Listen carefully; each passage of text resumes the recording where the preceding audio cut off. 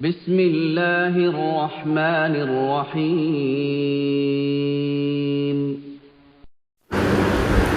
السلام علیکم ورحمۃ اللہ وبرکاتہ۔ حدیث نبوی صلی اللہ علیہ وآلہ وسلم، غیب سے رزق ملنے کا وظیفہ۔ ایک شخص نے عرض کی، یا رسول اللہ صلی اللہ علیہ وآلہ وسلم، دنیا مجھ سے پھر گئی، رزق تنگ ہو گیا۔ آپ صلی اللہ علیہ وآلہ وسلم نے فرمایا، تم فرشتوں کی تسبیح پڑھا کرو، اس کی برکت سے رزق بڑھتا ہے۔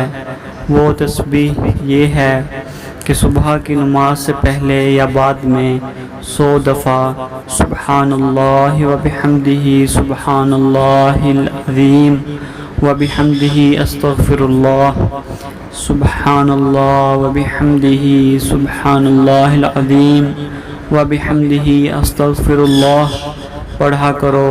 اس کی برکت سے دنیا تمہارے پاس ذلیل و خوار ہو کر آئے گی اور تم کو غیب سے رزق ملا کرے گا، اور اس تسبیح کے ہر کلمہ کی برکت سے اللہ تعالیٰ ایک فرشتہ پیدا کرے گا جو قیامت تک یہ تسبیح پڑھتا رہے گا اور تم کو اس کا ثواب ملا کرے گا۔ اس شخص کا کہنا ہے کہ میں نے یہ وظیفہ پڑھنا شروع کیا اور ہمیشہ پڑھتا رہا۔ تھوڑے ہی دنوں میں اللہ تعالیٰ نے میرا رزق کھول دیا اور میری تنگ دستی دور کر دی۔